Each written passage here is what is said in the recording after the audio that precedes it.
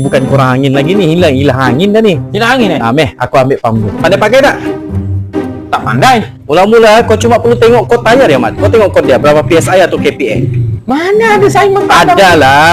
Kau tahu tak, setiap tayar mesti ada kod, Mat. Mana ada tak ada kod? Ni nampak ni. Ada PSI, ada KPA, ada bar. Tak tahu maksud apa tu? Max Alah. up PSI tak tahu. Dah, tekan dekat sini, tekan R ni. Lepas tu tekan butang tambah tu. Okey, kasi naik 40. Okey. Pasang. Okey, ready? Tekan macam tu.